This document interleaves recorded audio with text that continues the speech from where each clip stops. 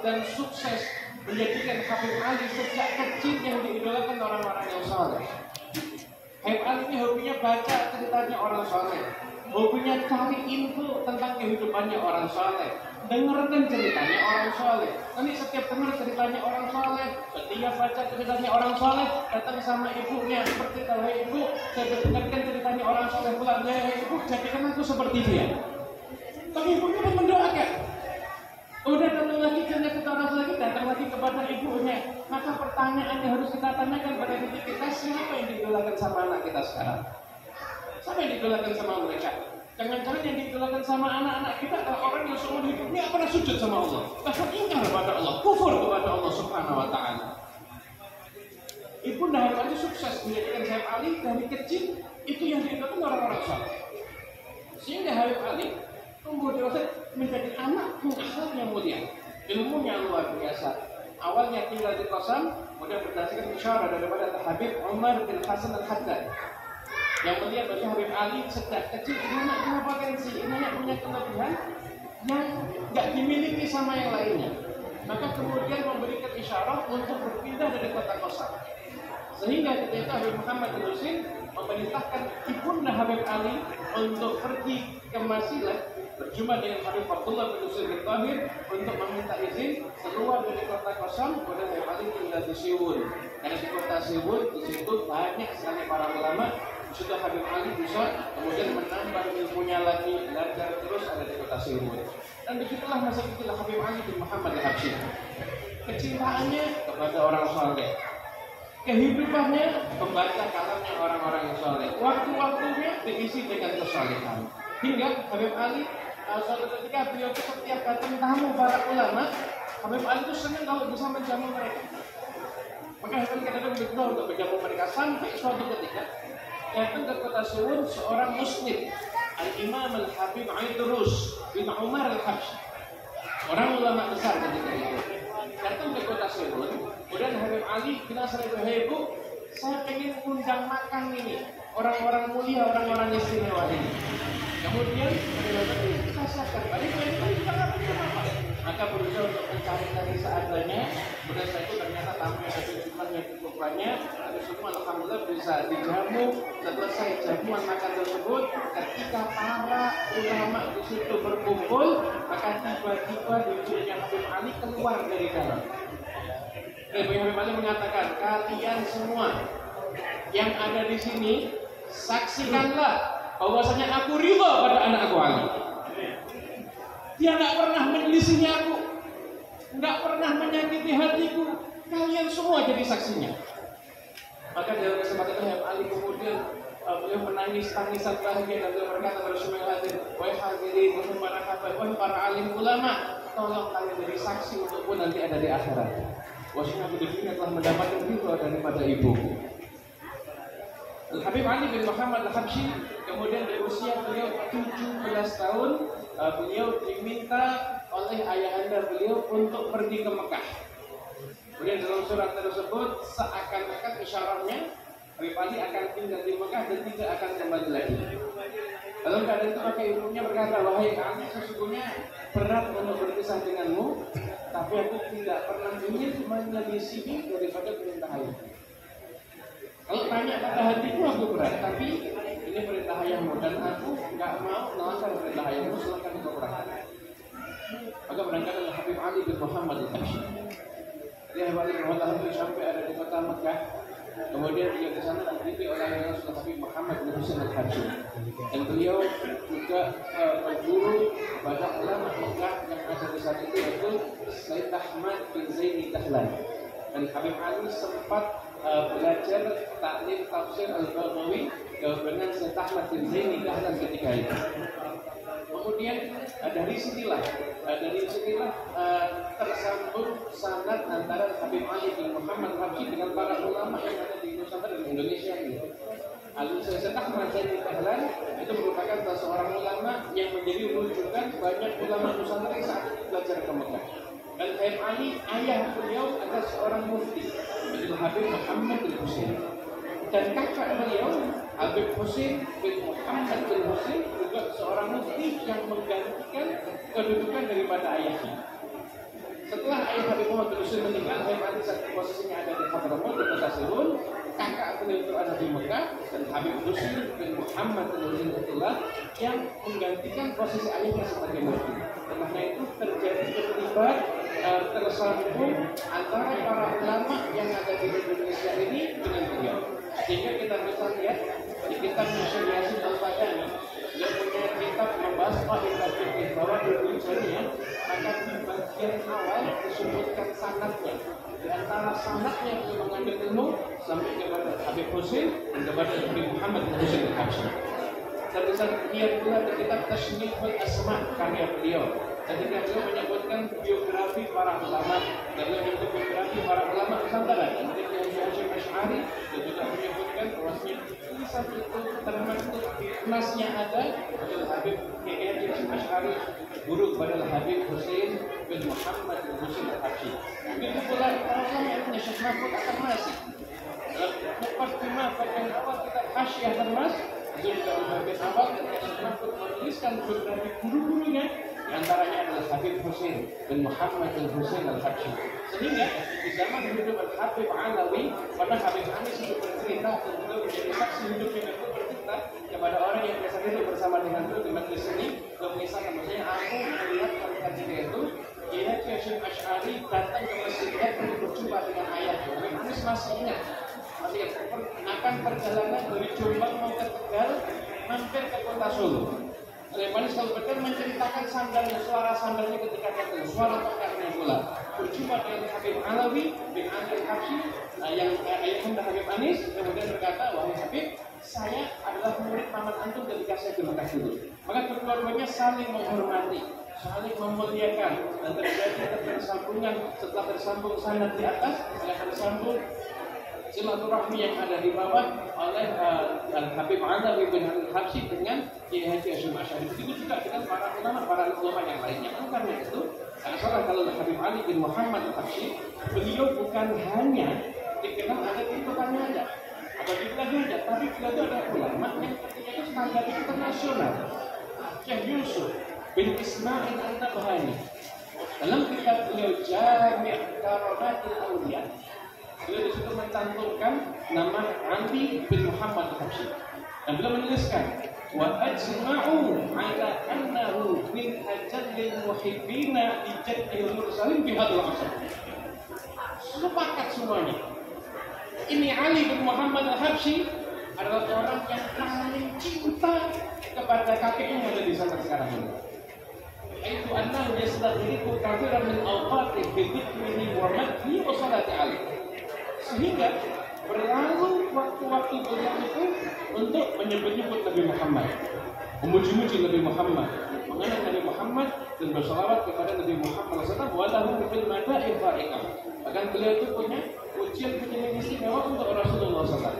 Waqad akhbarani man athiqu bihi annahu radhiyallahu anhu mimman yastamu bin nabiyyi fadl.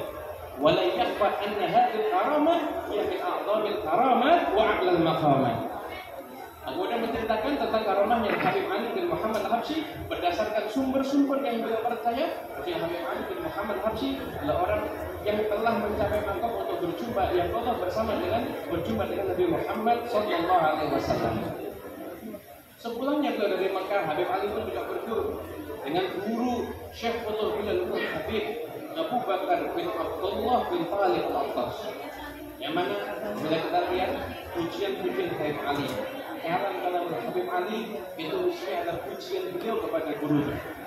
Habib Al-Bakar Al-Attas bukan orang yang didatangi oleh banyak orang ada di zamannya. Bahkan beliau kalau ada di wilayahnya, kalau dia datang ke Mekah, Syekh datang kemudian datang murasalah. Ketika di tempat menanyakan beberapa permasalahan kepada Habib Al-Bakar Al-Attas. Tapi ketika ada di tempatnya orang banyak kenal. Bahkan Habib Al-Bakar Al-Attas itu beliau ngajak yang datang 4 orang, 5 orang. Tapi Habib Ali cintanya beliau luar biasa. Kalau mengatakan saya sudah duduk sama Habib Al-Attas, itu saya walaupun setahun nggak makan insya Allah kok. Saya nggak akan nanya makan, saya nggak akan nanya minum. Sudah duduk bersama dengan beliau. Kemudian ketika termasuk yang menjadi tingginya beberapa Habib Ali bin Muhammad Al-Habsyi ada kecenderungan luar biasa pada guru tersebut. Hingga katakan saya aku pernah datang ke Mustafa yang dari Kota Timur, banyak para alim ini berkumpul di situ.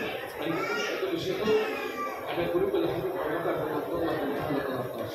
Maka ketika itu masuk ke masjid, seakan-akan di masjid itu kosong macam bukan beliau menafikan gurunya orang lain atau mereka, tapi menunjukkan betapa hanyutnya beliau di dalam kecintaan kepada guru yang yaitu Habib Abu Bakar Rahmatullah dan Ahli Al-Qas. Pertemuan yang singkat mengatakan Habib Ali berjumpa dengan gurunya hanya dalam hitungan jari saja.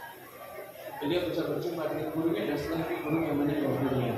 Namun keberkahan dari gurunya memberikan apa yang disebut Habib Ali, kalam-kalam Habib Ali bin Muhammad Al-Habsyi itu penuh dengan pujian kepada guru beliau yaitu Habib Abu Bakar Al-Qas.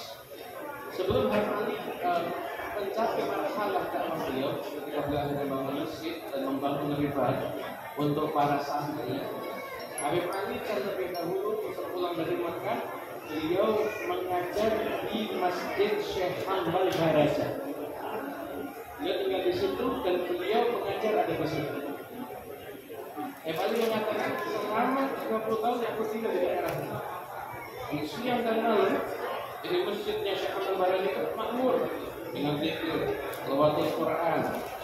Dan Habib Ali juga menceritakan kenangan gue dengan tetangga-tetangga gue yang ada di masjid itu. Gue menceritakan Jirani kanu bihadil mahallah illa ahli asbab. Ini tetangga-tetangga gue ini yang ada di sekitar masjid Sambal ini semuanya pengusaha. Walakinnahum kulluhum sulha. Mereka semuanya orang saleh.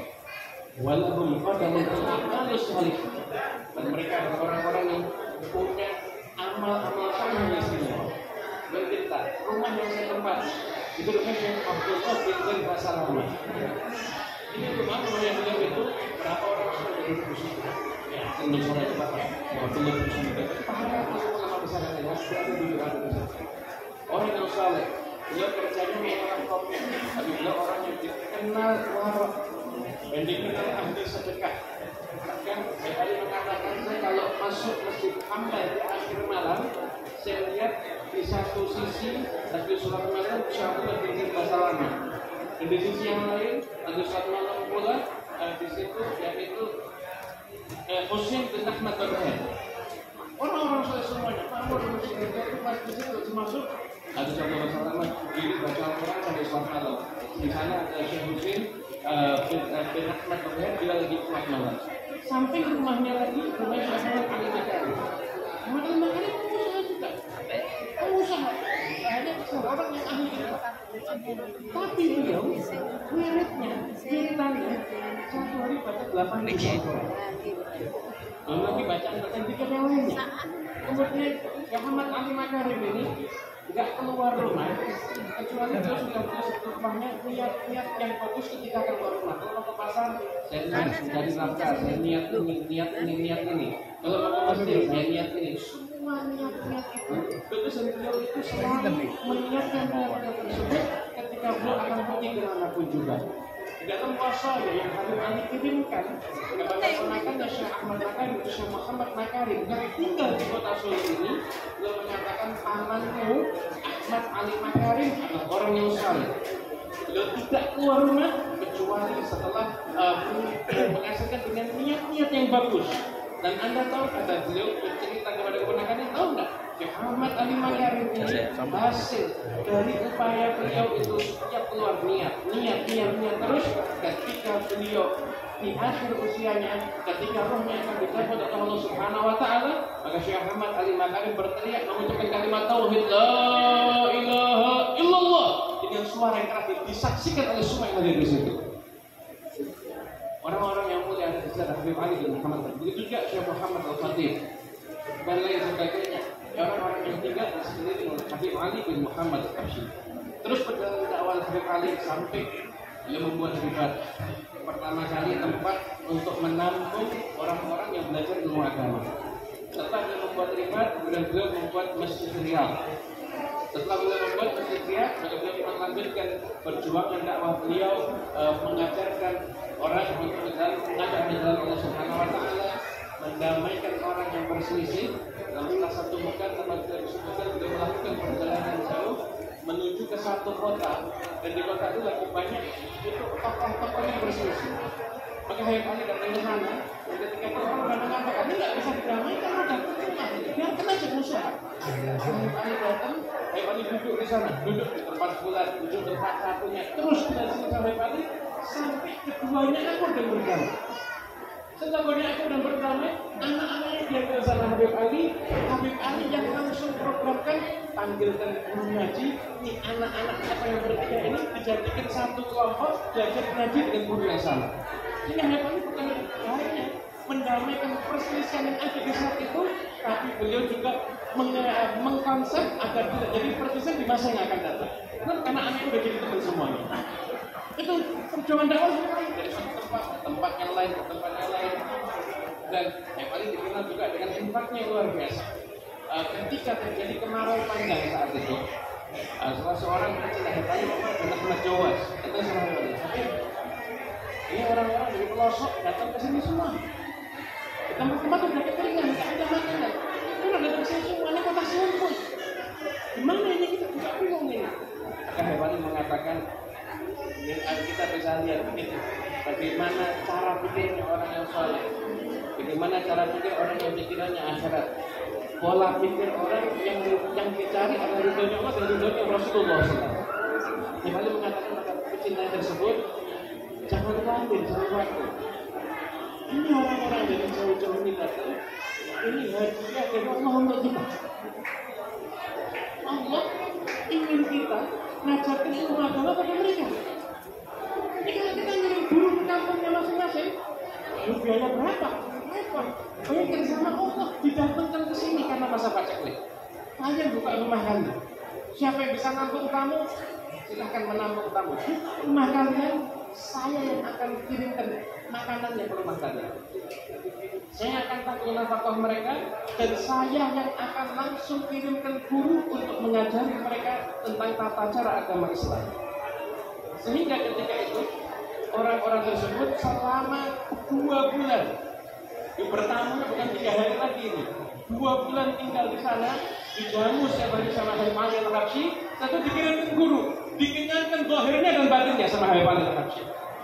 Zahirnya dikenyangkan, dikasih makanan, dan batinnya dikenyangkan dengan dikenalkan ke jalannya sholatul saleh, dikenalkan caranya sholat, diajari caranya berwudu, diajari caranya bersujud. Yang mana kalau mereka yang bisa mensucikan zahirnya, maka insyaallah Allah akan mensucikan batin mereka insyaallah. Alhamdulillah seperti itu Habib Ali bin Muhammad Al-Habsyi. Di usia beliau 68 tahun, Habib Ali mengubah karya yang sangat istimewa, yaitu Maulid Subturon, ungkapan kecintaan dari Habib Ali pada Rasulullah Sallallahu Alaihi Wasallam. Di momen itu Habib Ali buat Subturon itu bukan dikarang, duduk mikir yang diomongkan apa, tidak seperti itu. Tapi Habib Ali duduk, putranya Habib Muhammad datang. Habib Muhammad bawa pena, bawa kertas. Muhammad mengatakan sudah saatnya maulidnya untuk diubah. Habib secara spontan langsung membacakan alhamdulillah Rabbil Sultan Allah subhanahu wa ta'ala wujudi karamuhu wa isatan itu sama putranya. 3 kali duduk. 1 kali duduk, 2 kali, 3 kali jadilah maulid Subturon. Betul-betul ungkapan hati seorang pecinta kepada yang dicintainya. Tidak ada bahasa-bahasa dipaksakan oleh, tapi betul-betul murni daripada hati beliau mengubah maulid Subturon tersebut. Hingga maulid tersebut dibaca oleh murid-murid Habib Ali sampai ke Indonesia ini, dibawa oleh Habib Muhammad bin Al-Habsyi dan dibaca di majlis-majlis beliau di tempat-tempat yang lain, hingga akhirnya kita saksikan ini di mana pada awal banyak tempat yang mengadakan pembacaan maulid Subturon maulid Habib Ali bin Muhammad Al-Habsyi. Hari Ahad seperti hari ini, tanggal 20 Rabiul Tsani tahun 1333 Hijriah, Al-Habib Ali bin Muhammad Al-Habsyi beliau berpulang ke rahmatullah, dan beliau meninggalkan putra-putra yang menjadi penerus perjuangan beliau. Dan Habib Abdullah dan Habib Muhammad yang tinggal ada di Yaman serta Bapak Khadijah. Itu pula ada yang tinggal ada di Solo ini, ada putra Habib Ahmad bin Ali yang dimakamkan di Tikas ada di kota Solo, dan juga yang mengadakan haul ada di kota Solo ini pertama kali, yaitu Habib Alawi bin Ali Al-Habsyi.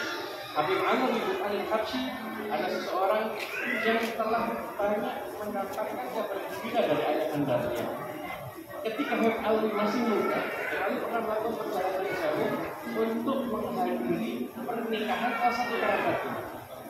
Ketika pula berjumpa dengan Habib Ali, maka Habib Ali mengatakan, ya Alwi, anta min ahlil wafa min abi. Ya Alwi, engkau ini orang yang pandai menjaga silaturahmi, menjaga kerabatan, pandai menjaga betul seperti ayahmu. Aku ini yang rawat, aku ini sampai sekarang itu yang merawat aku, itu Syekh Omar yang bahanan, yang dulu kecilnya dan itu sampai sekarang duriahnya masih aku penuh itu kebutuhan hidupnya sampai sekarang. Engkau adalah orang yang pandai menjaga silaturahmi, pandai menghargai jasa orang lain seperti ayahmu. Dan sepertilah Habib Ali membangun kesejahteraan ini, membangun zawiyah ini, mengadakan beragam kegiatan haribat yang mulai dari haul, dari sholat berjamaah, dan membaca maulid di malam Jumat, kegiatan rohah yang setiap harinya diadakan di tempat ini, waktu demi waktu berlangsung. Dan sebagaimana apa yang dikatakan sama Habib Ali, anta min ahli wafa mithlu abi. Setahun setelah beliau pergi ke Gresik untuk berjumpa dengan Habib Abu Bakar bin Muhammad As-Sigaf, dalam pertemuan yang khusus dan sangat indah, beliau pulang, kondisinya kemudian sering sakit. Dalam kondisi sakit, beliau berangkat ke Palembang. Tujuannya apa ke Palembang? Beliau berangkat ke Palembang untuk beliau menghadiri pernikahan salah satu daripada kerabat beliau dari jalur ibu beliau. Kemudian beliau hadir di sana, betapa gembiranya masyarakat Palembang ketika kedatangan Habib Ali. Maka setelah acara pernikahan tersebut, Habib Ali bin Al-Habsyi meninggal dunia, wafat ada di kota Palembang. Kemudian jenazahnya dibawa dari Palembang, kemudian ke Jakarta, disolatkan di Palembang oleh para ulamanya, disolatkan di Jakarta oleh para ulamanya pula. Kemudian sampai ada di kota Solo, disolatkan pula oleh para ulama dan dimakamkan ada di samping Masjid Riyadh. Al-Habib Ali juga meninggalkan putra-putranya. Di antaranya yang menjadi penerus adalah Habib Muhammad Anis bin Alawi Al-Habsyi. Yang mana Al-Habib Alawi ketika akan berangkat ke Palembang, beliau memberikan wasiat kepada Habib Anis. Beliau mengatakan, wahai anakku, sebenarnya aku ingin engkau ikut perjalananku ini. Tapi kalau engkau ikut perjalanan ke Palembang, siapa yang jaga masjid nanti? Tempat ini akan kosong. Nanti gak ada yang ngatur rohah, gak ada yang ngatur maulid, gak ada yang ngatur majelis taklimnya. Ibumu akan kesepian, saudara-saudaramu juga akan kesepian kalau kita semua berangkat. Jadi aku ini engkau tinggal di sini agar engkau bisa menyenangkan hati mereka semuanya. Cukup wahai putraku, engkau ngantar aku sampai ke Semarang. Setelah dari Semarang aku menuju ke Jakarta, engkau kembali ke Solo. Biar saudara-saudaramu, keluargamu, dan tetangga masjid ini nyaman karena ada kamu ada di sini. Makmurkanlah kegiatan yang ada di sini. Engkau dengan saudaramu Abu Bakar, bahkan putranya Habib Ahmad bin Ali, Ustaz Abu Bakar, merawat daripada masjid ini. Kerjakan semua yang biasa saya lakukan di sini. Jangan ada satu pun yang berkurang. Rohahnya, majlis ta'limnya, maulidnya, bahkan hizb Quran antara maghrib dan isya disebut sama Habib Ali. Soal berjamaahnya semua jangan ada satu pun yang berkurang. Karena kalau aku nggak ada di sini, biar tahu tetangga-tetangga masjid nggak merasa kesepian. Karena kalau kau dan aku pergi, dua-duanya pergi, nanti mereka akan merasa kesepian. Dan aku perhatikan hal ini baik, ini wasiatku kepadamu. Dan aku nggak ngasih wasiat untuk kamu ngurus ibumu dan saudara-saudaramu. Karena aku di sini aja, engkau sudah menyenangkan hatiku. Kau ngurus mereka dengan baik. Apalagi ketika aku pergi, aku nggak wasiatkan itu. Karena aku yakin kau pasti akan melakukannya dengan baik. Dan betul, itu adalah wasiat terakhir Habib Alawi kepada Habib Anis. Dan kita semua yang ada di sini menjadi saksi bahwasanya Habib Muhammad Anis bin Ali Al-Habsyi telah menjalankan wasiat itu sebaik-baiknya. Tempat ini menjadi saksi, masjid ini menjadi saksi bahwasanya keistiqomahan beliau menjalankan wasiat dari orang tuanya, merawat daripada peninggalan ayahnya, itu beliau laksanakan dengan sebaik-baiknya. Hingga haul Habib Ali bin Muhammad Al-Habsyi itu didatangi dari segala macam penjuru. Kemudian masjid Riyadh menjadi masjid yang tetap makmur. Itu semua tidak terlepas daripada supaya daripada Habib Muhammad Anis bin Alawi Al-Habsyi. Dan Begitu dalam Habib Anis, hidupnya tidak pernah sedikit pun meninggalkan daripada jalur ayah Nabi Allah Habib Ali bin Muhammad Habsyi. Pokoknya rahimakumullah, Habib Anis gak pernah ninggalin jalurnya Habib Ali. Habib Ali di rumahnya itu dapurnya besar. Karena beliau tiap hari jamu tamu banyak. Ratusan orang yang dikasih makan Habib Ali setiap hari di rumahnya, dengan di luar rumahnya. Yang tadi sebetulnya yang dikirim keluar rumah itu tadi. Yang di dalam rumah aja tiap hari ratusan manusia. Itu dapurnya Habib Ali nggak pernah berhenti masak. Beliau menjamu para tamu. Begitu juga Habib Alawi. Ketika ada di sini, ini tempat istirahatnya para tamu. Kumpul orang di sini, datang orang bisa tinggal di sini 1 bulan, 2 bulan, 3 bulan, semua dijamu makannya adalah Habib Alawi bin Al-Habsyi. Begitu juga Habib Muhammad Anis bin Alawi Al-Habsyi. Yang pernah berjumpa dan bertamu kepada beliau pasti akan tahu betapa perhatiannya kepada tamu. Bahkan walaupun kalau tamunya itu anak-anak, anak muda, anak kecil, dijamu sama Habib Anis seperti itu menjamu orang yang dewasa, menjamu para ulama besar. Dijamu oleh Habib Anis. Beliau juga punya nomor, bahkan sebelum Habib Anis wafat itu beliau sempat ngecek dapur yang baru aja beliau perluas dapurnya. Itu beliau dalam kondisi ini sempat ngecek dapur tersebut. Itu beberapa saat sebelum wafat beliau, yang menunjukkan perhatiannya yang luar biasa untuk semuanya itu menghormat tamu, untuk tempat ini menjadi tempat yang bisa menghormat para tamu. Nah, karena itu di sini kita perlu menyampaikan bahwasanya acara haul ini juga yang haul yang ada di tempat-tempat lain itu bukan bisnis yang berkedok agama atau apapun juga. Tapi di tempat ini kita berupaya untuk menjamu tamu, memuliakan tamu, menghormat tamu, para alim ulama, para hafiz, para kiai, semuanya kita upayakan untuk semuanya kita hormati.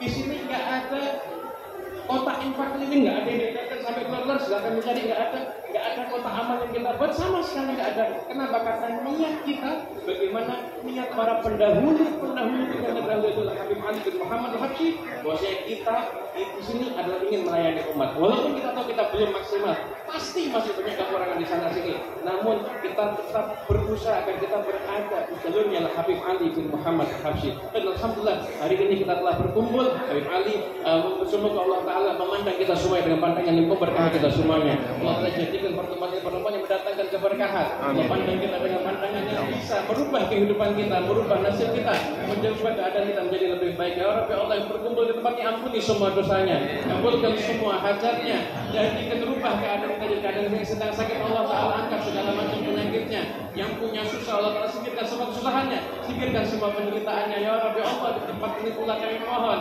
semoga berkah majelis ini bisa menjadi sebab diangkatnya penderitaan saudara-saudara kita yang ada di Palestina. Ya Rabbi, angkat penderitaan mereka.